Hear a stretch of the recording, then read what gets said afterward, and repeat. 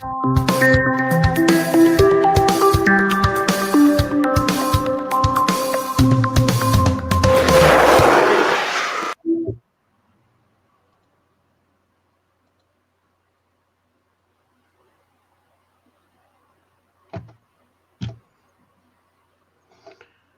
afternoon, or good morning, or good evening, wherever the hell you are, and welcome to episode 6 of the Nerd Nation. What are we calling it? This is a good start. Live podcast, Jettisoned Lifepodcast. That's the one, the Jettisoned Lifepodcast. And in today's topics, we are going to be delving into some nerd movie news, which includes Spider-Man news. What could that be? Well, I know you've all seen it already, but we'll keep it mysterious until we reveal it for some stupid reason. Also, the casting in the Batman film that's coming up. Hooray! And there was one more, but I forgot. But never mind, doesn't matter. We also have some gaming news, including Mario Kart, FIFA 20, and Ghost Recon Breakpoint. And then we have the topic of rage quitting. I'm assuming that's to do with gaming, something I'm really good at. And finally, we're going to finish it off with the top 5 remakes of films. So I'm going to throw it to my panel, and we are going to start with nerd movie news. Roberto, if you want to take this one. Okay, well, I mean, we might as well talk about the first one that's on everybody's lips, which is Spider-Man. He's a menace. I want him back in my MCU.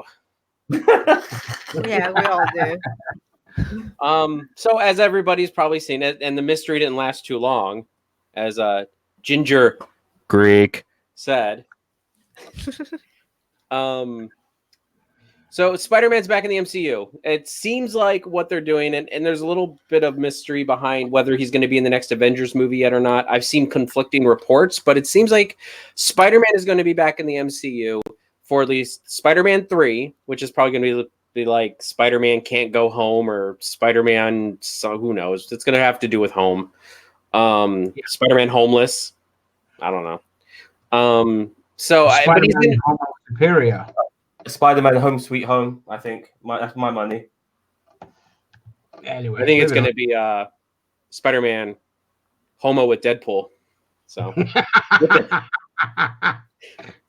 and demonetized. As if we're monetized. Yeah. It's all right. We can clip it out later. Okay, so anyway, this is obviously very exciting news for everybody. I mean, we were all hoping that Spider-Man would come back in the MCU. We all kind of figured that they'd work something out. I mean, we were all hoping for like another 3-picture deal or something like that, but it looks like they're just doing it one at a time. I've heard that he's going to be also in the next Avengers movie. I've seen conflicting reports on that, so I don't know if that's 100%. So, but I mean, it would make sense. It also seems like that none of the Spider-Verse things are going to be rolled into the MCU, which I am very happy about. I think Spider-Verse, and I think that Venom, and I think that Morbius and all this other crap needs to be doing its own thing in this other universe. And then if they want Tom Holland to cross over, you got a whole Spider-Verse theory that people have seen that they can somehow make it crossover. And I mean, honestly, I would rather have Tom Holland in only the MCU and then them do something else with Spider-Man on their end, but that's too confusing for basic bitches like me. So I don't know. What do you guys think? Let's jump up to you, Ginger Greek. Well, yeah, I mean, there was no way they were just going to leave it hanging, especially the way it ended. So it was obvious that we're going to come to some kind of agreement. We don't know the details of the agreement. I'm not going to speculate. I can't stand speculating on things like that because then it turns into rumor and then it just spreads like wildfire. But it's nice. At least we're getting one more film. I'm hoping that they do carry on working something out with the other films. If not, then just give them a really good send-off. Yeah, it'll be nice, especially J. Jonah Jameson, that reveal at the end was just fantastic, and just to see more of that, I can't fucking wait. Yeah, I'm very excited. I've really enjoyed the first Spider-Man film. When I first saw it, I was like, then it grew on me a lot, The second one, I absolutely just loved it. I think it's my favorite Spider-Man film to date, and I'm just hoping that if they're only going to do one more, finish it on a high. I've heard nothing about him appearing in any upcoming Avengers films. The only thing I've read on, like reliable places like Variety and things like that is that it's just for one film at the moment. So, Zam, what are your thoughts? I'm loving life right now. Finding out that Spider-Man's coming back into the MCU, great. I was always pissed off with the Garfield, not happen trilogy because it ended on a massive cliffhanger, and it was pissed me off that they never fulfilled that. The last thing I wanted was this shit to happen again. So I'm really happy. I understand the rules. Basically, it's one solo movie, one Avengers film. I believe that's how it is. Is that correct?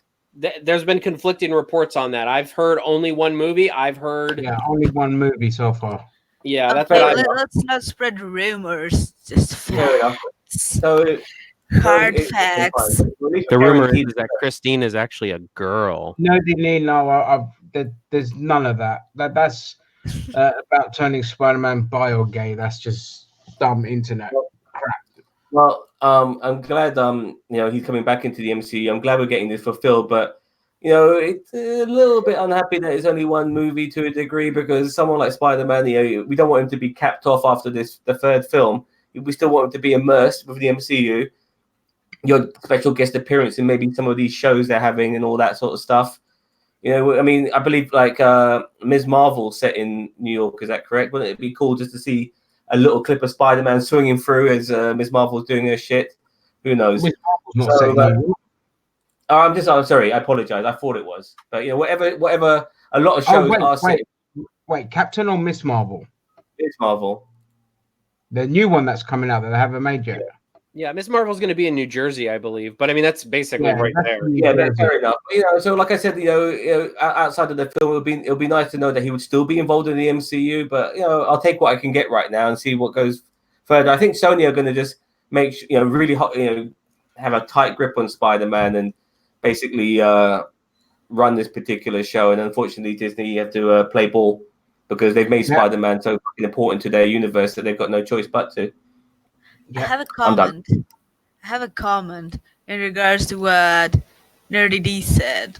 Well, if they make Spider-Man bi, then imagine the possibilities with Deadpool. Just imagine. Then Deadpool can marry him. I like to see how Disney happy. Okay. Let's don't ruin a good thing. Yeah, right. Yeah. Like, Don't ruin a good thing. Yeah. If you want to bring in the characters and then make them bi or gay, that's absolutely fine. Don't. I mean, I'd watch a porn with Spider-Man and Deadpool any day. Well, you'd watch any porn. It's So got to let's just be Pornhub. clear. I'm sure you can find. No, I have Any of standards. I've seen some Spider Gwen and Mary Jane stuff. That's make a great film. Well, I disagree with the male to female ratio of that scenario. What's that? I don't. But, you can always find your own preference. It's not a problem. Out there. It's out there. It's out there. So Anyway, next movie shit you want to talk about. Right. On to the Batman. And we have news that Jonah Hill is looking for a role and a shit ton of money to appear in the Batman. As obviously, as Robin. No. Come Riddler. again? What? No, really? Seriously? It's like dick all up in your face, Batman. No, he. I don't know. We don't know who's going to play. Speculation. Riddler. It's the Penguin. Oswald Cobblepot, Penguin. Yeah. Yeah, Oswald Cobblepot.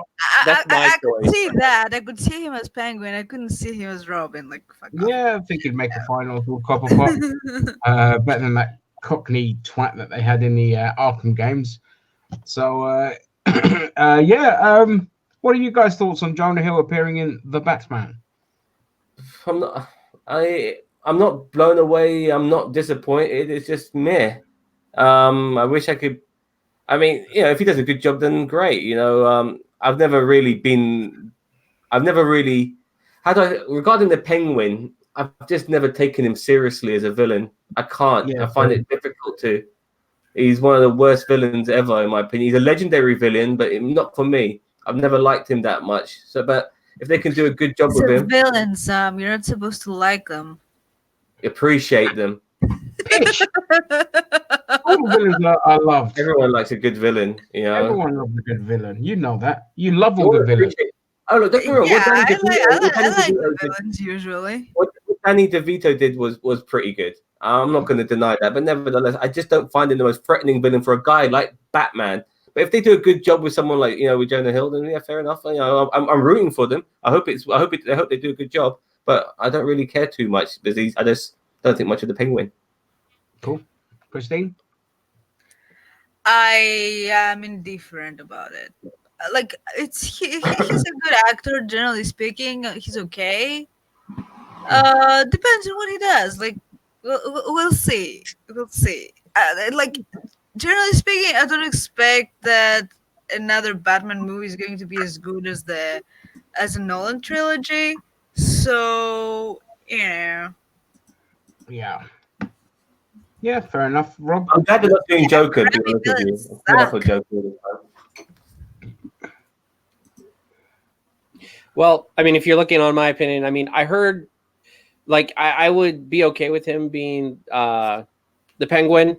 There's been talk that the Riddler is going to be in the movie, so I'm just hoping that that's not the casting they're looking for, because Riddler is actually my favorite Batman villain. I mean, I Joker, meh. Penguin's good, but he's just kind of like Hammerhead. He's like from Spidey. He's just kind of the mob boss stereotype. Yeah.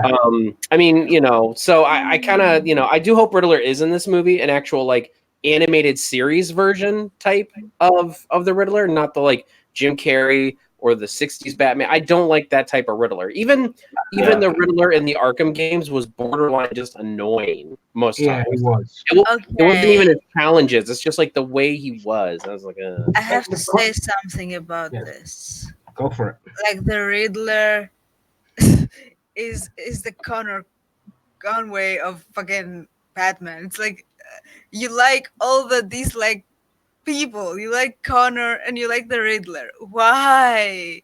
You're such a hipster. Because I have high standards for my villains. But Connor is not a villain, and Riddler is, well, meh. I don't know, man. The thing is that the Riddler has like mental disabilities, but he's like a top-notch like genius. Like people don't like, yeah, is he crazy? Absolutely, but he's like smart as hell. So I mean, everybody gets hung up on the Riddler part of it, and that was good back in the 40s and 50s when he debuted. But it's like they've kind of molded his character to be this crazy genius. I mean, the Joker is like chaos and just personified. The Riddler is like a crazy genius, and just Penguin is just brutal, and Two-Face are just brutal. Like they're brutal, but they're genius. So it's like, I think they take a lot of these characters and they've molded them. Like, so I don't know. I like the Riddler. Anyway, going back to Jonah Hill. Also the talk about what was his name about being Commissioner Gordon? Oh yeah, Jeffrey Wright. Jeffrey Wright. Yeah. So here's my thing about Jeffrey Wright. I like the actor, and I don't mind him being Commissioner Gordon. It kind of makes me sad, and I think I said this on Facebook. I think it makes me sad the fact that this is basically another indication that this is not going to be a part of the past of the DCEU. Yeah. I kind of like the DCEU, especially their recent movies. And if they're gonna, race swap Commissioner Gordon, it just makes me sad that it's not going to be a part of the DCEU. As I said, I don't care that they do. He's a good actor, so I'm glad. But it's like the DCEU is flailing and like going away is basically what's happening. Yeah, I mean, we don't know how the hell Wonder Woman and Aquaman will factor in to the Batman should they try to go down the Justice League route. It's just such a fractured universe that if I was them, I'll just I don't know. Like, It'll I probably don't be give on a the shit DC enough Black about the label. DCU. I just don't care. Like, Yeah, likewise.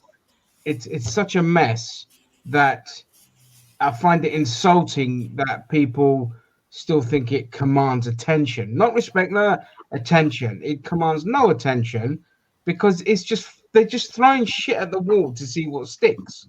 Like the Batman, what they should have done is they should have just recast Ben Affleck with John Hamm, and then just do an actor swap, and that's it. And then keep him in that universe. Because now what happens with Aquaman and Wonder Woman and the Flash and Cyborg? The Flash and Cyborg now gone. It's a mess. If you're going to bring everything together, then you're going to need a crisis film to do something. This Batman should be the beginning of a new DCEU, in my opinion. Yeah, they should. And just after this next Wonder Woman film, scrap it, move on, recast Aquaman, recast everything, because it's just Did you say recast Aquaman? Yeah. Do you want me to punch you in the face real hard? Make him Lobo. God, he makes such a great Lobo. He'd make a All right, bad so the last thing I want to bring up on this topic is you were talking about the Penguin, and people hate the Penguin. Dude, have you seen him in the Arkham games? He's like a monster in the Arkham games. Like, yeah, can you beat him up with one punch? Yeah, but in the Arkham games, he's a criminal genius, and that's Well, Oh my! with the little glasses. You just gave the answer to my life's problems. I was just wondering. I just finished playing Dragon Age Origins again. I was like, what am I gonna play? Yeah, I'm gonna play the Batman trilogy that I downloaded for free last week. Oh, okay. There you go. Yeah, it was free on Epic Stores. The first two are great. The last one was anus. Oh, Origins. Which one? No, not Origins. Arkham Knight. It was awful. That's awful. I liked all of them. I've only played Arkham Asylum. Dude, I went back. I just played Arkham Asylum, and I really enjoy. Actually, I enjoy Origins probably more than Asylum at that point. So, I mean, was Arkham Asylum great for the time, and is it something that we needed? Yes. I'm not saying it's a bad game, but I think the scope, and the scope just increased so much, and I think that Origins was a nice breath of fresh air. That it just it expanded on the Arkham City game well enough and it did so much more. I liked it. I don't know. Personally, when it came to the third Batman game in that quadrilogy, they should have gone down a different route. They should have made it because you think it's a breath of fresh air. I don't think so. It's very samey. They should have made it a multiplayer game where you can be Dick Grayson's Nightwing. You can also be. Yeah. I know you can but in solo mode. The multiplayers, for fuck's sake. Make it multiplayer. It would have been amazing. You got to make it different, and everyone you Batman, Nightwing, Robin, Catgirl, Batwoman. Maybe some other people. Something, Sam. What? You are the reason why everything is fucked. But you're talking about a third game here, Chris. No, I'm serious. You should have had the option to do it. It needed to change. It needed to change up. It was just the same. You know what the problem with Arkham Knight? The problem with Arkham Knight was it focused too much on the Batmobile. Like everything was based around the Batmobile and how you use the Batmobile. Even the very last mission was about the Batmobile, and that just sucked the life out of the game because trying to drive that fucking thing was a nightmare. And I must have rage quit, which we'll get onto later. I don't know how many times on that bloody game. So anyway, I did not have trouble. I did not have trouble driving the Batmobile, FYI. Yeah, well, whatever. Nobody cares. I mean, maybe it's because we drive on the right side of the road over here. So probably, that's what it is. Burn. I do. Yeah. Okay, so next topic: Kevin Feige just doing a Star Wars. Yeah. I want to start on this one because I'm going to speculate here. I know I don't usually like to, but I'm starting to think that because the MCU is so well established and Bob Iger had such a fucking shitstorm to deal with Kathleen Kennedy, the walking fuck up, that I'm thinking that they're going to say, oh, here, Kevin Feige, here's a couple of films you could do in the Star Wars universe. Oh, I'll tell you what, why don't you just produce the Star Wars universe? The MCU's nicely established. We're getting a nice producer there to kind of take over the reins. It's not a lot you could do to derail it. And boom, Star Wars solved. That's my theory on that. What do you guys reckon? Let's go to Christine, who's a big Star Wars fan.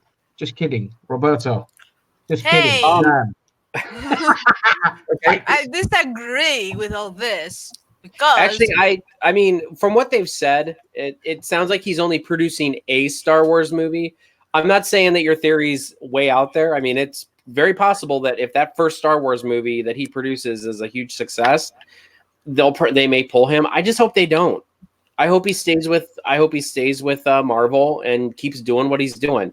I understand that Marvel's established, but right now is a very delicate time for Marvel because maybe if you pulled him back when like it was building up towards Infinity War because it was pretty well established, but right now it's almost like they're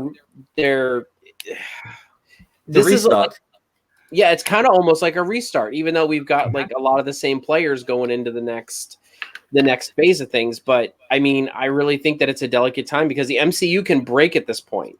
I really think it can. If they don't play their cards right and do this right, the MCU could crumble very quickly and it could become a nightmare. This is pretty much the point that I was going to make because, first of all, fuck Star Wars. Second of all, why take his attention away from the Marvel Universe that needs him? We need him. We need him. Like, what if something goes wrong and everything gets fucked? Like, I agree with Jason. It's a very delicate phase right now. Oh, 100%. We don't know where things are going. Mm-hmm. And fuck Star Wars. This franchise needs to die. Shut up. I don't. Oh. I say, I totally agree with everyone's points here. And what I will do is wait to see how The Mandalorian works out. And if it's a huge success and it's really well done, Jon Favreau should take over the producing role of the Star Wars universe. Hell yeah. Yeah.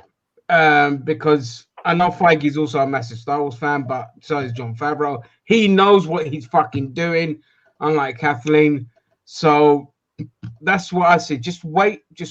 I totally agree with you lot.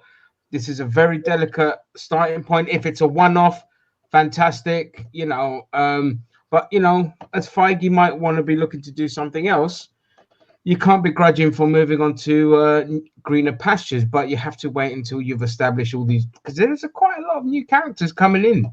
How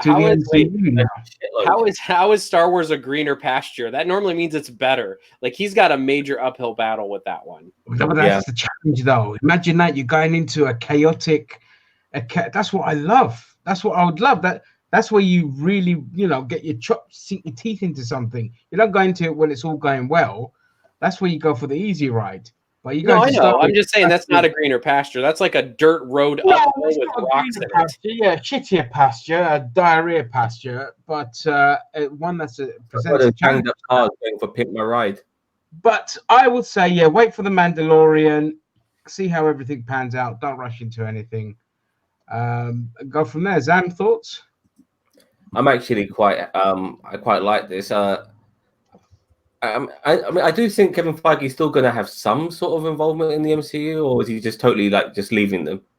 No, he's not leaving anything at the moment. No, he's still under the Disney umbrella at the end of the day. I mean, he's going to get pulled to pillar to post. But Star Wars needs a lift. It really needs a boost of some sort, some new ideas, some way of somebody like incorporating the best elements of Star Wars, and hopefully Kevin Feige can do that. And if not, then I love your idea of Jon Favreau, because he's got people really excited for Star Wars again after so many failed attempts. Yeah.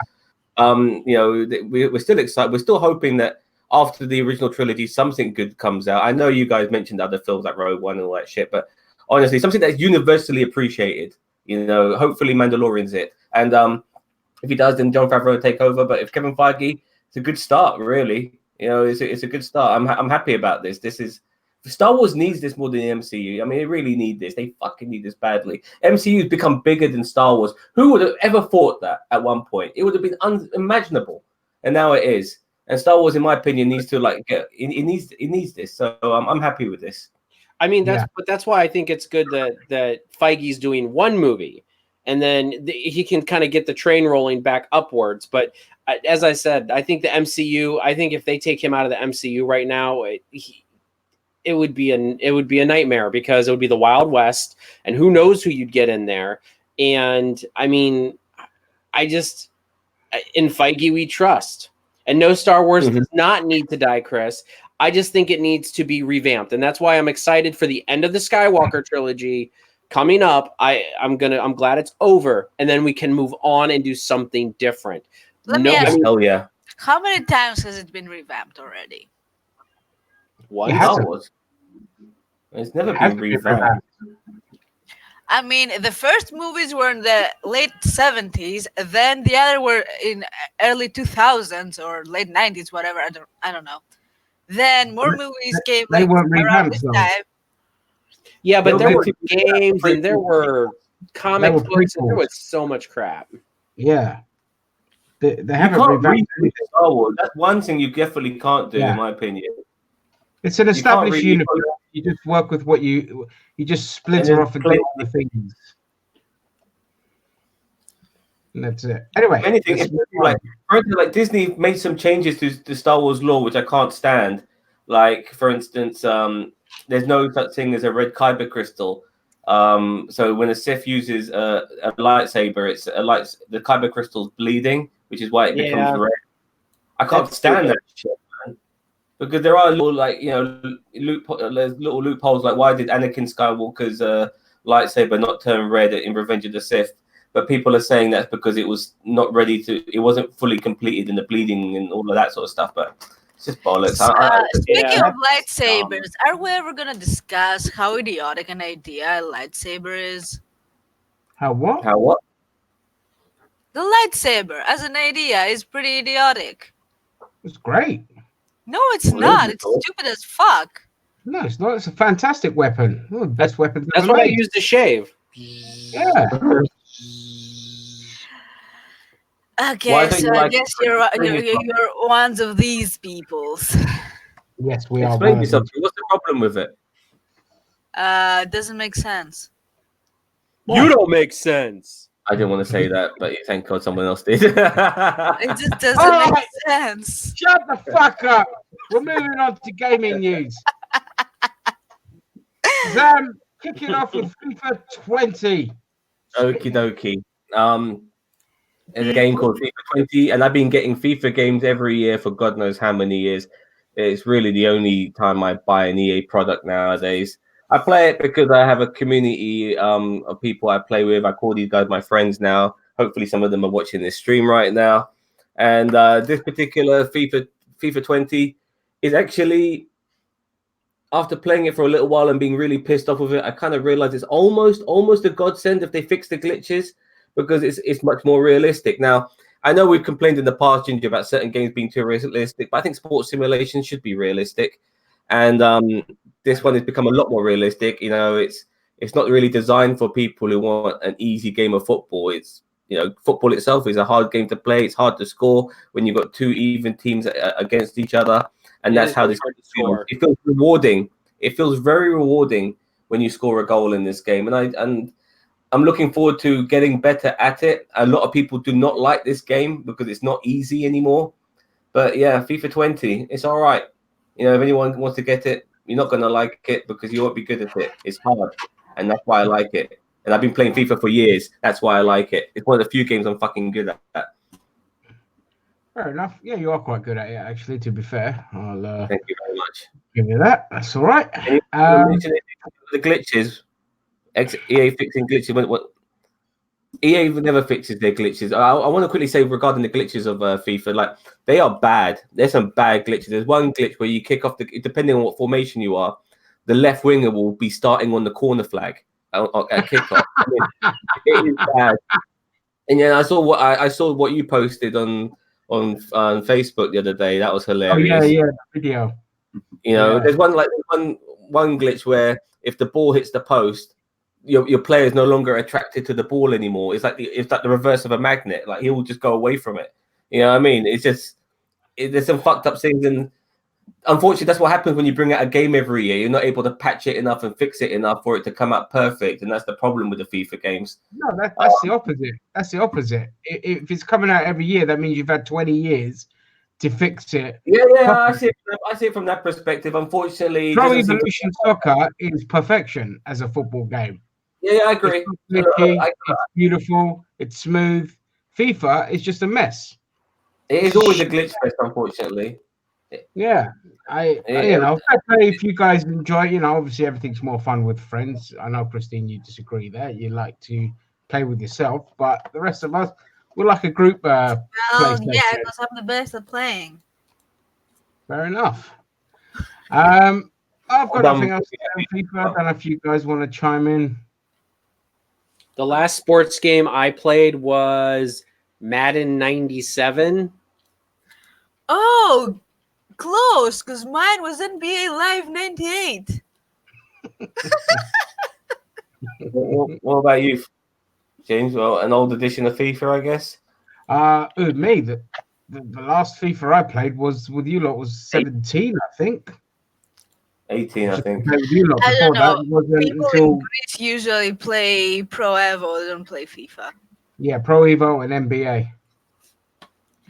I may or may not know something about that. Yeah. Right. Okay. So other gaming news, I'm going to talk about Mario Kart Tour, which is a mobile game. So obviously, you know, we know that it's going to be what? Mario Kart Tour. It's Mario Kart Mobile, basically. And I installed it to check because, you know, I like to check things out before I run my mouth off. And that's no, you don't. I know. That's an absolute lie. But for the purposes of this, I actually installed it and had a go at it. And the game itself is just fucking boring. You're automatically accelerating and you just swipe left or right to turn, and the turning is atrocious. The firing the weapon, sometimes you're just trying to turn and you fire a weapon. Anyway, the microtransactions in this game are absolutely revolting. If you want 200cc, you have to get a golden pass, which is $5 a month or £5 a month. So you have to have a paid subscription to the game in order to get that extra speed level. All the characters are it's like a gacha thing, so everything's hidden behind like loot boxes or random events. So if you want a character, you fire it from a pipe to unlock it. You don't even get to pick your character straight away. Then you have to buy rubies if you want to fire more of these pipe things. It was just a revolting mess, and I'm bitterly disappointed with Nintendo. But more so, I'm more disappointed because this shit's gonna make fucking money, and they're just gonna keep doing it. Question. Is that a game that you just download on your phone, or you have to pay to download and then you have to pay extra for shit and pay more? No, you don't have to. No, it's the core of it is free, which is another annoying thing. Then it's like a standard mobile game. Yeah, it's a standard fucking mobile, but it's just the predatory tactics used behind it. They could have just charged for the game and just give you the game as it is, but no.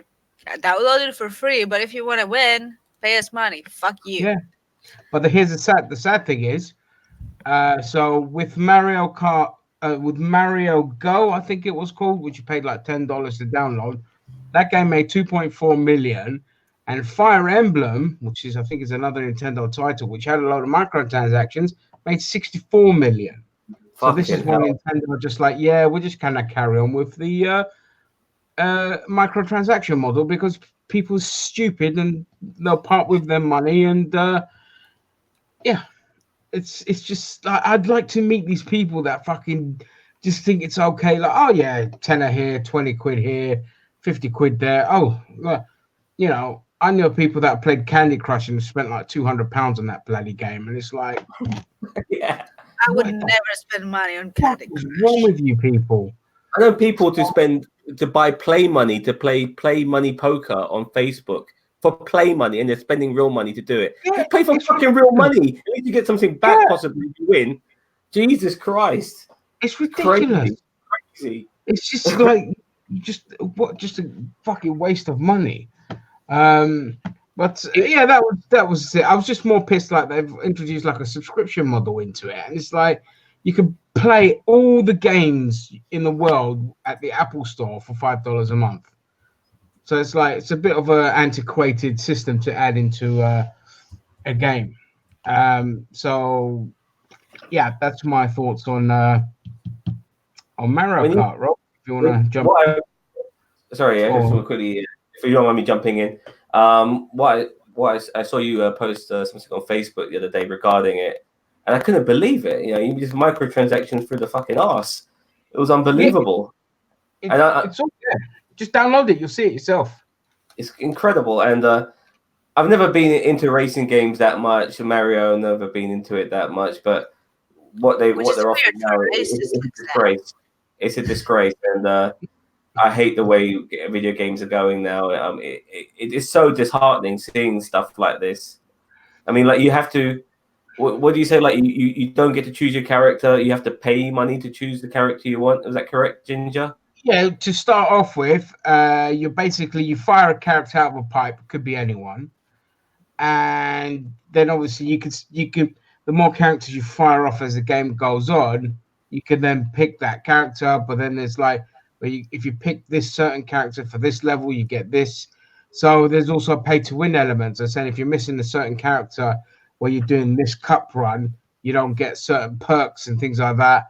There's a lot of fuckery in it. It's very confusing to kind of explain. But yeah, the choice of characters is all hidden behind, loot box, essentially. Just because they're coming out of a pipe, it's still a fucking loot box. You seen one of these games as well? When you look at them, they look like glorified bloody fruit machines. You know, like there's all like jingling and all that noise. You know, it's like being in a fucking casino. It really is. Yeah. It's so bad, man. The way they're using all the psychology to get people to spend. It's, you know, all these sort of tricks. I don't like it. It's not. You know, furthering gaming in the right way. You know, gaming should be constantly evolving, but they're kind of getting a bit stagnant because they're making so much money in these particular models and they're just rehashing old shit. I'm not liking it. Yep, I agree. Roberto? My only philosophy with the mobile games is that if the game, and I know this is not the same for every game, but if it's free to download, I think people should be cognizant of how much they're spending total on a game. If you have a mobile game that was free to download, you should not be spending more than you would spend on a normal video game. Total. Totally agree. Like, I mean, like if you spend, you're like, oh, I really want to get this certain costume, but it's like $5. Okay. But like when you get to like, oh, I'm spending $100 a month on a video game, it's like, no. But if I play a game and it's, you know, and I have only put $25 total into it over like the past 6 months or a year, you know, like I see that as okay, only because it's like, well, it's a game that if I bought for the PlayStation or whatever, it would have been $30 to $40, $60. So, I mean, I get that. But yeah, when you have people who put in like even like $20, $30, $50 a month, that's just nuts. Like I can't even imagine spending that much money on a mobile game. Yeah, it's completely insane. And the mobile games I don't see putting that much money into any game, honestly. Yeah. I remember people back in the day where I was still was playing MMOs, kinda. Like there were people who were playing the air quotes free MMOs, but were like sinking in thousands and thousands of dollars of real life monies in it, just to make it, just to be like stronger and you know. And I was like, well, fuck that shit. That's insane. And not only, it wasn't only for like vanity items, which I still find stupid. But I agree, vanity items. For vanity items, though, I kind of like, okay, whatever. I don't care. But no, I think that's for things that enhance your in-game abilities, that's some bullshit. Because then you have to pay. Pay-to-win mechanics are disgusting. Yeah, pay-to-win is just an asinine way to get you to spend your money. Yeah, I totally agree. I mean, you should be able to. Because of course, back there in the guild, there was couldn't compete with these other guilds that had all these people that were throwing a bunch of money in there, and they had all the best gear and all the best shit. I was like, yeah, fuck that. Yeah, and it's there as a model to kind of encourage you to fucking get to their level by spending money, and it's just horrible. Yeah, my philosophy is that if you have to pay to, I'm all willing to put hard work into a game to get where I want to be in that game. But if I have to pay money to get to that point in the game, like, yeah, vanity items and stuff, those, I mean, if you can earn them, that's great. If you have to pay for them, most times I'll pass. But oh, well, you can beat this dungeon if you get this item or this armor that you have to buy, and it's like, no. Oh, like, yeah, that's even why worse. can I not work hard to get that? Like, if people have money and like they're like, oh, well, I bought this because I didn't want to go through all the work to get it, whatever, that's their money, and I know it's a part of the problem, but I'm willing to put effort into a game to get the high level items that will get me through that part. I don't want to easy out. I just want to, I'm willing to put the work in to get through it. Yeah. Yeah, totally. Like going back to FIFA 20, obviously there's microtransactions in that game as well. With my community of guys who play FIFA 19 with last season, some of them were spent like over £500 in that season on FIFA 19, and now FIFA 19 is over and it's FIFA 20. What's the that money you spent last year gone, irrelevant. So, okay, so why do you pay money for FIFA to make teams and shit? Look, I play FIFA solely for cooperative play. I play pro clubs. Ginger knows what I'm on about. But a lot of the guys I play with as well also play something called Ultimate Team, where you can build your best team. You can buy. That's what I was getting at. You can't export your team.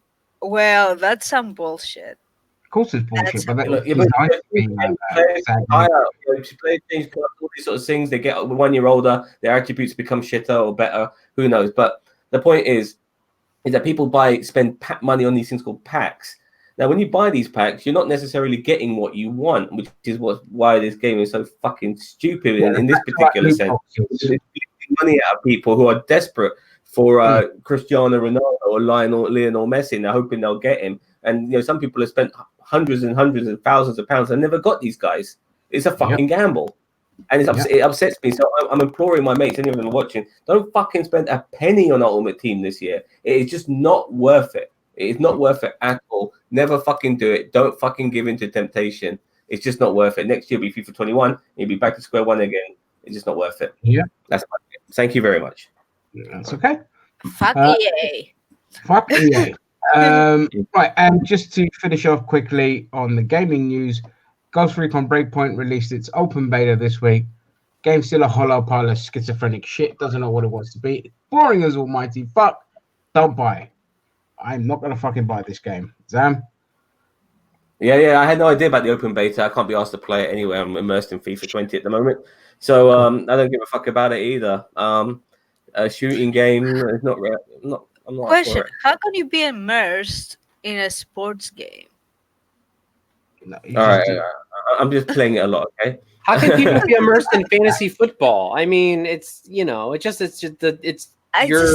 don't know, man. It's your poison. I mean, I'm immersed in comic books and MCU. I mean, it just is what it is. People have their thing. You're not immersed. You're obsessed. Yeah. Yeah. Fuck. All right, let's go. I mean, I'm immersed with getting you to come on screen, Christine. Come on, Christine, show your face. Ragequitting! Segue! Christine, take it away. Well, in the last couple of weeks, I have rage quit like a couple of games. Almost rage quit the third. Like, okay, first I rage quit Oblivion, which I was replaying for the millionth time, but it was crashing all the time, so I rage quit. Then I played Borderlands 2 for like 4 days, and I rage quit because grindy as fuck. Oh, is it really? Yes. And then I had this thought in my head. I'm like, I'll go to some of the old ones, some of the, of the safe choices. And I decided to play Dragon Age Origins. Only thing is, it's been a few years since I played last. No, I was close to though. Listen, it's been a few years since I played last, and I had the Game of the Year edition, which was transformed in Steam into the Ultimate Edition. This had a few issues, like there was a bit of lag and things like that I've never seen before in the previous edition. Like I legit crashed on the final boss battle of the main campaign. Oh, Yes. so when you came back in, where were you? Starting before the boss fight. Oh, okay. So yeah, Yes, I lost everything. and that was fun and dandy. Then I played the secondary campaign, The Awakening, and of course, since it has been a few years since I last played, I had forgotten about a really known bug, which pretty much it removes your equipment. Because speaking about, we were talking about the fucking stupid video game tropes, that equipment loss quest that every video game has, that you have to lose all your Yeah. equipment and you have to regain them. Fuck that shit. Well, apparently there's a bug there that you lose your equipment and you can't recover them. And of course, it always happens to me. And my last save game before that was like a couple of hours ago. I was like, fuck it, I don't know what to do. Go all the way back. No, I didn't do that. I just continued I finished the dungeon and then I just cheated my way to most of the items that I could get. Because I had a mod installed that I had for storage mainly, because you need all the crap in this game, right? Right? Yeah, I collect them. Absolutely. Yeah. But apart from the storage, it also gives you access to rare items that I wasn't getting before, because I find them in the game. So what's the point? So I was able to recover some of them. Yeah. But here's the thing: the game has been out for 1,000,000 years. It has been redone in many different editions. Why couldn't they go back and fix those little bugs? Because it's and it's not the only BioWare. Dragon Age game that has this. Like, honestly, I didn't experience any of that in any of the Mass Effects games. But on Dragon Age, Even Andromeda. Okay, Andromeda, I didn't see any actual bug, like anything that would bother me. But, and that's a big but, it's a badonkadonk. I like big butts and I cannot lie. Mean, the fucking the movement of the leaps in this game, it was like, oh my god, they all look like they were duck facing. Like it was painful to watch. I mean, guys, like yeah, what year did Andromeda come out?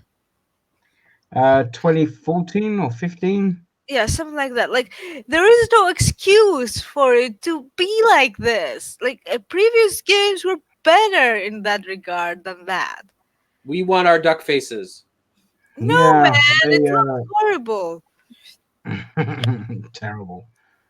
Let me see what other games I have rage quit recently. Oh boy.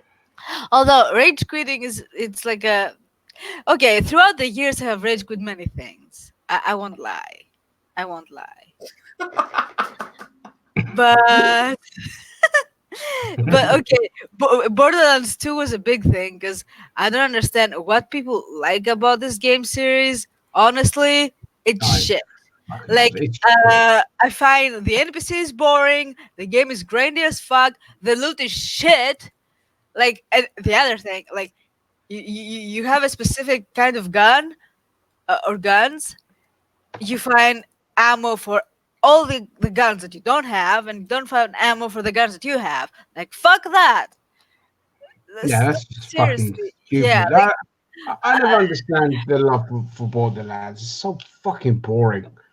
I think people just like the story or some shit, but you can't explore. That's the thing. There's nothing exploring there. You don't explore. It's a small fucking area. In order to go from point A to point B, you have to fight the same enemies 5 fucking times. Well, sounds like a lot of games at the moment. Yeah.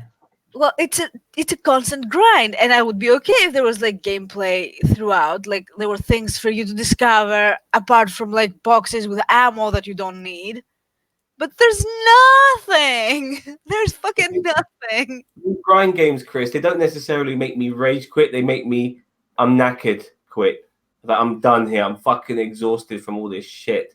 You know, that's about how I get now regarding as close to rage quitting. It's just I'm exhausted. And that's what these games do to me. Maybe because I'm so fucking old now. Who knows? I also kind of My favorite. Hang on. go ahead. Yeah.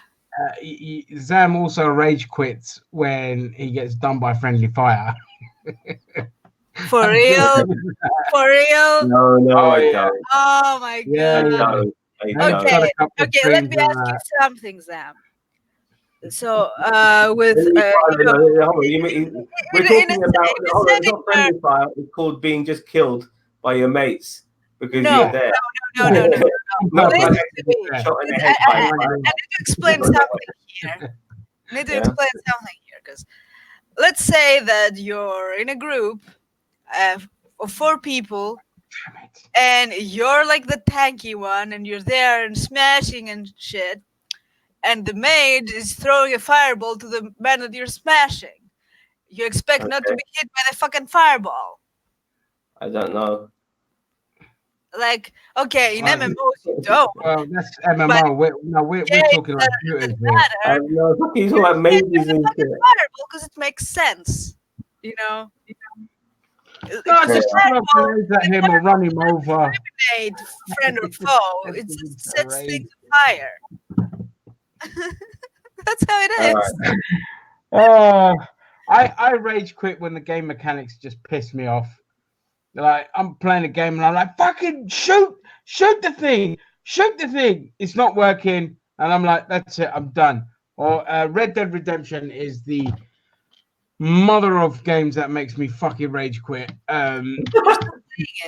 Playing against other fucking players, it's like the cheating in that game is so bad. The glitches that people use are so bad. Like your weapon locks on, but it won't fire, or your weapon won't lock on and won't fire, or they're one shot killing you when they're hitting you in the chest, instead of the head, all this, and it just when you're trying to do like things that are part of your daily challenges, and it's not. Oh mate, I have rage quit the fuck out of that game. Honestly, I forgot something. I forgot there wasn't 2 games, there was 3, because there was the Lego Lord of the Rings game that I rage quit after like less than 30 minutes of playing. Yeah. I rage quit on that, and I took that fucking game back after 2-3 days. I've beaten that game. Where did you rage quit at? When I was about to go where I was controlling a seal door and I was following Elrod to go to throw the ring in the fire. That's right at the end. That's that's right at the beginning. Fucking beginning, because it was so buggy. It was so buggy. Like, okay, the point where you control Elrod and you jump up and you throw the platform, and then I couldn't switch to the other character to get on the fucking platform and keep going. It was stuck. It was a fucking nightmare for the user error. Get out of here. No, it wasn't user error. Honestly, it was a game bug. It happened more than once. It was repeatable. It was because I had to reload a bunch of times. No, fuck this game. And my son beat that game with ease. It's the only now, but it's just glitchy. It was buggy. It was really buggy. I got stuck on a mountain, and then when I reload into the game, I'm stuck on the mountain. I couldn't move out the mountain, so I was like, "Fuck this game! I'm taking it back." Yeah, I finished it anyway, but I was stuck on the fucking mountain, and it wouldn't leave the mountain. The game's like you. You did look at you. You deserve to be on a mountain. You a mountain man. I'm not beast eat goats, love virgin. But here's the thing. The other thing that you have to save at specific points. Fuck that. Fuck that. Like, I'm sorry, but no. Oh, that You was ain't my sorry. favorite. Because the game is buggy and Where it's is- in the middle of the fucking level, I have to replay all of it just because your game is buggy. No, fuck you. You either let me save when I want to save, or you fuck off with that shit. Do you ever play Super Mario? Because I mean, you have to start over the entire game when you No, I live. do not play Super Mario. Well, then you millennial bastard. I was playing other games back Where the hell did that come from? I tell you who the master of rage quitting was. AJ. Zan's friend AJ. mate, he got rage quit the other day. Yeah, like we were playing FIFA, and like he made a mistake, and so I was thinking one of my other mates was having a little go at him, and he got really pissed off, and he just left. Just Of course switched he off. did. He's a poor little brat. He doesn't like being yelled at. He's like, oh, I'm leaving. You give him orders in bloody Ghost Recon, he'd be like, fuck this. And that's it. He's gone. I mean, I think at some point I have rage quit all of Bethesda games. At some That's what cracks me up with you, Christine. You fucking bang on about Bethesda games and you love them, yet you rage quit all of them. It's a love-hate relationship. What can I say? A hate relationship. You're basically a masochist. You just love the pain that they inflict on you, but you keep going back for more. No, because for the few hours that it works okay, I'm content and I'm happy. I'm a bad gamer. I'm a bad gamer. Nostalgic about a few hours of, of stability. That, An arrow to the pussy, not the knee. but honestly, yeah, I think I need to replay New Vegas to remind myself Oh, how so there you go. So you can good rage quit that Fallout one. games are done. No, I'm not gonna rage with New Vegas because it's the best Fallout game. Well, that company that made New Vegas are bringing out, is it Space Odyssey or something like that? It's coming out soon. So I don't keep know, an eye but out for I'm that. not too much into space stuff. Well, just have a look at the trailer because I think it's right up your alley. It's basically just Fallout, but the company Obsidian that made the good Fallout are making their own game now. Yeah, So but it's I think space. you'll enjoy that. Yeah, but it's still first person RPG, go around, multi dialogue It's in options. space. Huh? It's in space, though. It's not in space. It's like a sci-fi type. Just trust me. Yeah, Go- Rexford, that's correct. Bethesda games, big worlds, big bugs. Exactly, Rexford. Exactly. Okay, so we are done with the rage quitting, I believe. And before we rage quit out of this live stream, we're going to finish off with the top 5. And here we have. I thought it was yours. I thought it was your top 5. Well, No, the game stacks. The game sticks. What? Who? What's going on here? What's going on? I don't know. Shut up, all of you. Okay, so we have top 5 remakes. Sam, do you have the list, or do you want me to paste it? I don't have the list. Oh, for fuck's sake, you bloody. Come on. There you go. You're fucking amateurs. Facebook. Programming. There you go. I've just put it in the chat on the StreamYard. That's thing. 4, That not window? 5. Oh, no, it's 5. Oh yeah, sorry, yeah, I can do that. 1 second. Yeah, all right. Okay, there you go. All right, Dan, take it away. If you want to change any of those Sorry, it's not last minute. Come on, Zam. You can do it. I believe in you. Okay. Thank you very much, Chris. Today's top 5s are remakes that are better than the originals, and we narrowed down our top 5 within the last 5 minutes of the show being broadcast. To this, we came up with this idea within the last 5 minutes of the show being broadcast. So be thankful that we're so inventive on the fly. We're Okay. not supposed to tell them that. Yeah. Well, No particular order, by the way. I don't think we had time to put these in order. This is no particular order. So, in a way, I'm going to start with one of my personal favorites because it's in no particular order, and that is Scarface, the Al Pacino Scarface. Now, back in the day, there was a version of Scarface. It was more of a American mobster movie type thing. Was it James Cagney, I believe? I think so. Yeah. Yeah, he played Tony. He never played a guy called Tony Montana. He played somebody else, didn't he? Or was it Tony Montana? Yeah, it was in a different name. And I know very little about that film because I have seen it, but I can barely remember anything about it. Whilst Al Pacino Scarface, well, that film is very memorable. I mean, it's still being memed and used. Quotes are coming out from me going, okay, I'm still standing here, huh? And all that sort of shit. And there's a whole bunch of other quotes. I'm sure I can't think of the top of my head right now, unfortunately. But he's become very that film is memorable for many reasons. It's very graphic. It's very dark. There's no good guys in this film. You're following a very, very bad, disturbed man who ruins the lives of everybody he encounters. And I highly recommend this film if you haven't seen it. It's not for the faint of heart. But if you like a good film, a gritty movie, then this is the film for you.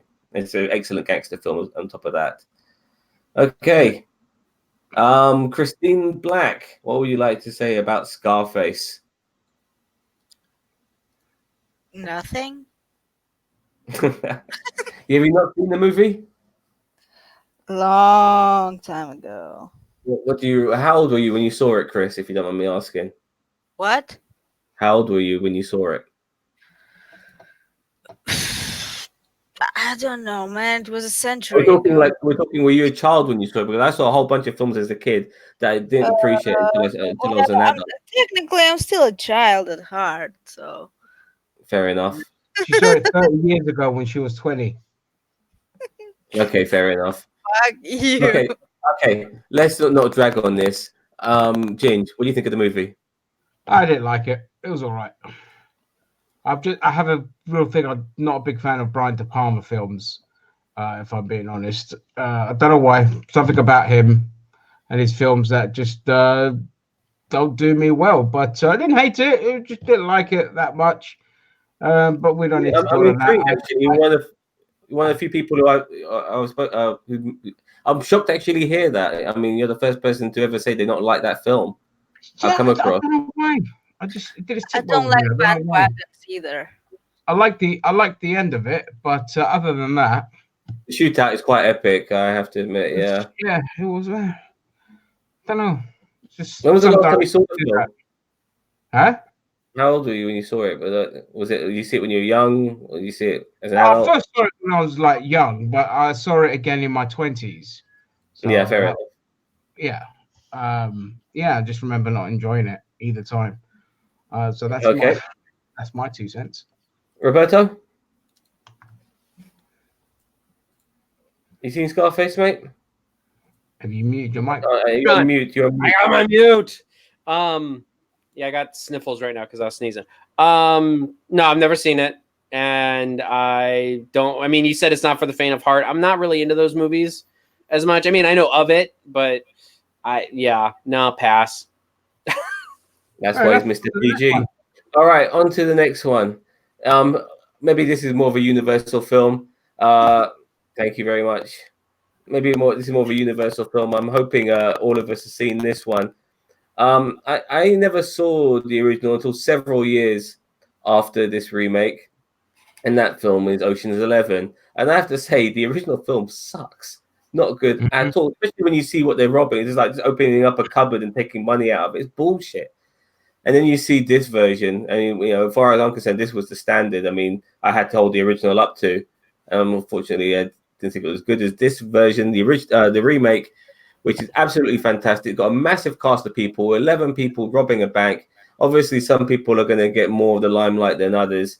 But the cast was relatively well used. They became quite recognizable, memorable guys. They were in a couple of sequels after this film. The heist itself was fantastic. Andy Garcia as the villain was great. Very cold, conniving, intelligent person who had his wits about him, and trying to rob him was no mean. Was trying to rob him was a very difficult thing to do. Sorry, I'm kind of losing my train of thought here. I do apologize. Any of you guys got anything to say about this movie? I I'll start thought- off with you, Roberto. no, Sorry, I apologize. No, that's fine. Yeah. I really like this movie. I mean, it was, I didn't see the original, but I did like this one. It was probably my first heist movie that I saw. I mean, because I think I was 17 or 18 when it came out, so it was really well done. It was really well written. I didn't like the sequel. I did like Ocean's 13 though, just because it went back to the form. Yeah. The second one was more of a revenge heist, and then the third one was more of like just a lot of revenge heist as well. yeah, right. So It's a different type of revenge because in a way, Al Pacino's character was a really bad person. Like there was nothing really you could hate about Andy Garcia's character. He was just a very hard Rich manager guy. to work for. But Al Pacino was a horrible person in Ocean's 13. I just want to also want to mention Don Cheadle's accent is a fucking disgrace. Yeah, it's a fucking disgrace. I mean, you telling me you couldn't find a black British actor to do it, or at least an American actor who can pull off an English accent? Like someone like, I mean, for argument's sake, I think Eddie Murphy could do a fantastic English accent way better than fucking what Don Cheadle could do. I mean, seriously, it was an absolute joke. I think it all sounds shitty. So Okay, how did we go to Ocean 13 when we're talking about 11? I haven't watched any other than 11. I We're don't still on Ocean's 11. We're talking about generally, But Yeah, I mean, Ocean's. But Ocean's 11. I mean, I really liked it. I thought it was really well done. It was my first heist movie, and after that, I saw The Italian Job, which was also a great heist movie. Ginger Greek. You see this, pal? You get this in your fucking face. Ginger, what you got to say, mate? I loved it. I fucking love this film. Absolutely one of my favorite heist films ever. Yeah, I'd seen the original before I saw this as well. Well, funnily enough, I saw the original just a few years before this film came out. It just happened to be on TV.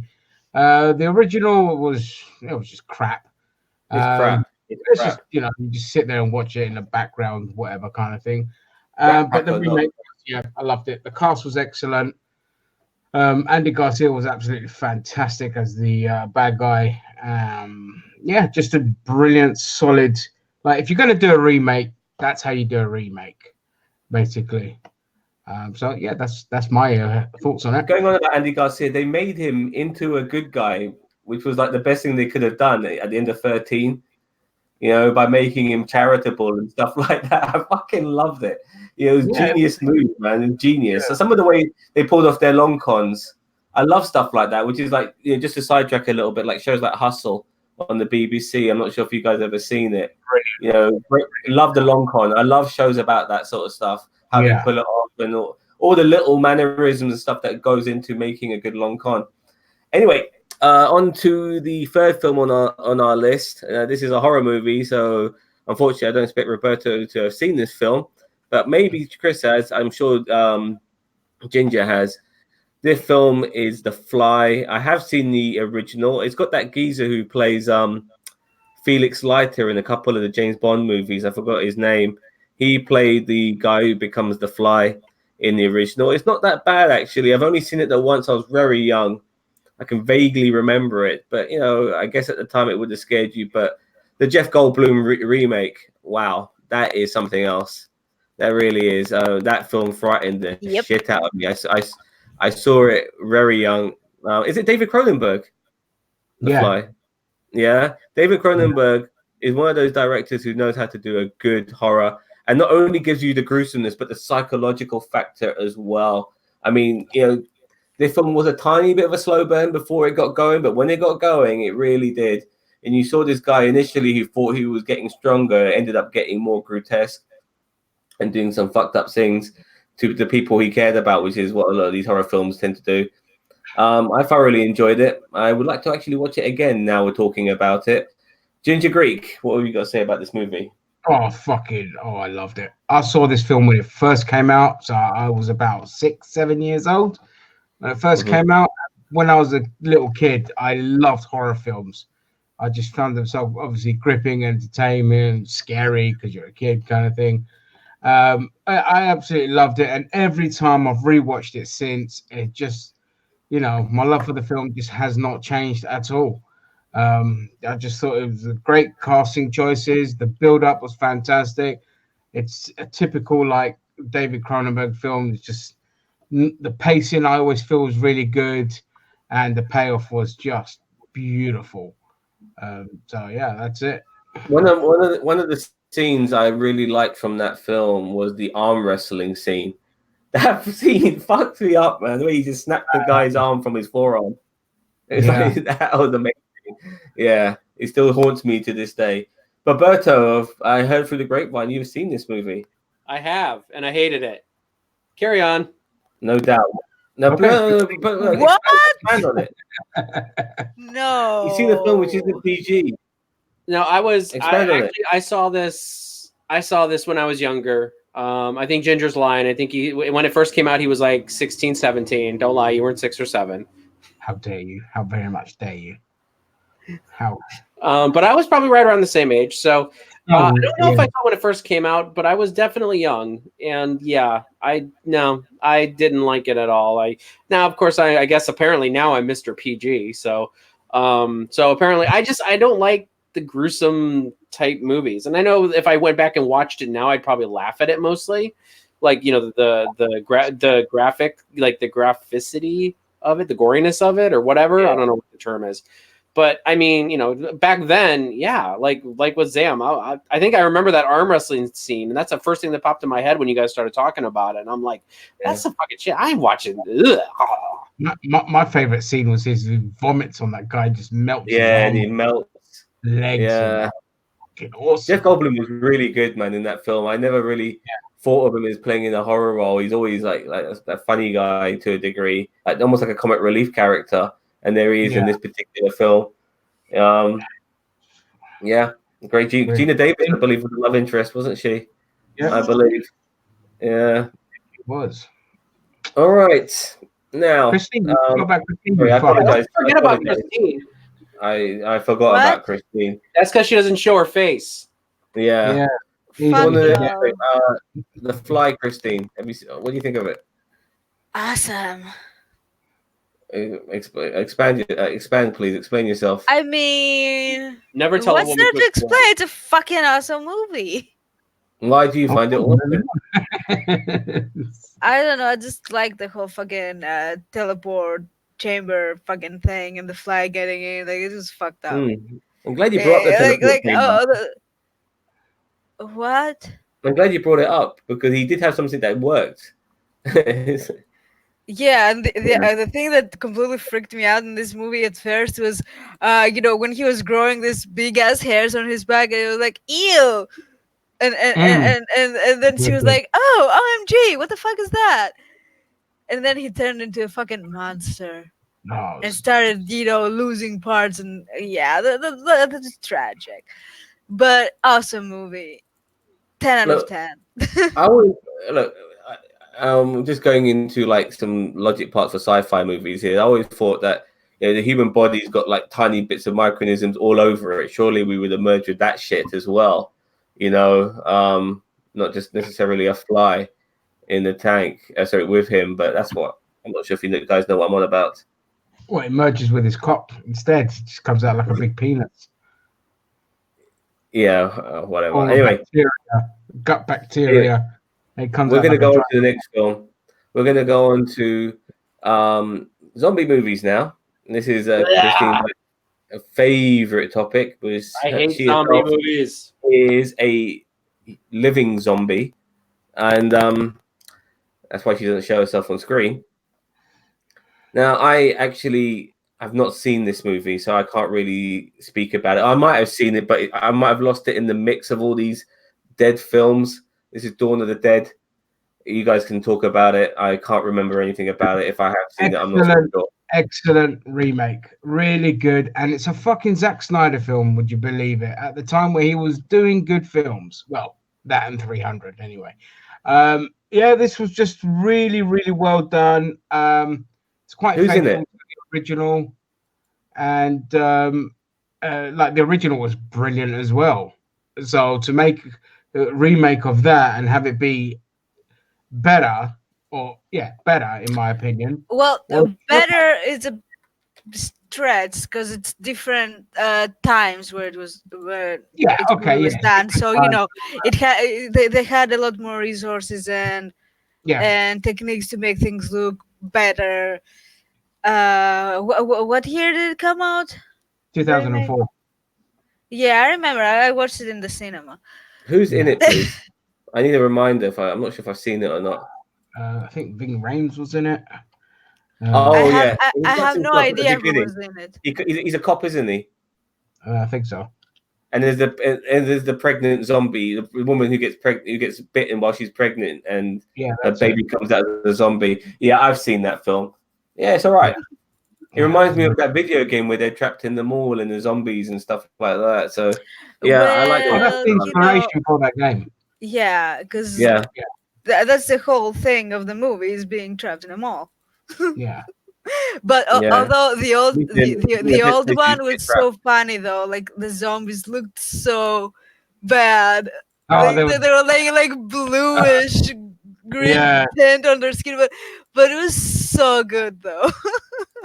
Good bad. I always expected Ving Rhames' character to turn into a zombie because they kind of highlighted the fact that he had a cut arm and he was in that zombie water, that one water which was kind of, had that zombie shit in it. So I thought maybe with his cut arm that he might eventually have had a slow infection, that he would have had a slow turn or something. But that never came to be. They did focus on the cut on his arm, didn't they, when he went into the water? But that never turned out. The thing that I remember about this movie was the anticipation for when it was coming out, because we were very into horror at that time. Like I was like around 15, 16 or something. No, wait. 2004. Nah, it was more like 18, I guess. 18-ish. Somewhere like there. I don't remember now. Anyway, it's been ages. But we were very into horror movies, and we were particularly watching old horror films. Like we had a whole collection of all the old Hammer movies, like the old Draculas, the Frankensteins. All the fucking Dario Argento's filmography, Romero's movies. So having a remake done, it was delightful. Like the only other movie at the time that around the time anyway that we had so much hype for was House of a Thousand Corpses that came a few years earlier than that. Okay, yeah. Was that the Rob Zombie film? Yep, the first one. Yeah. The clown died, by the way, last weekend. The Dawn of the Dead kind of started this new phenomenon for zombies at that particular time, because after that film, there was just zombie everywhere for a fucking ton. Well, but I'm done with zombies now. It was hang on 1 second. With regards to that, I think it was 28 days later that sparked off the zombie craze. Yes, because those zombies were running too. Yeah, that movie fucked me up, man. Yeah, me too. When Brendan Gleeson's character had the blood drop on his eye, I thought, oh man, that killed me, that bit, man. Yeah, he turned into and they had what's his name, Peaky Blinders himself, Murphy.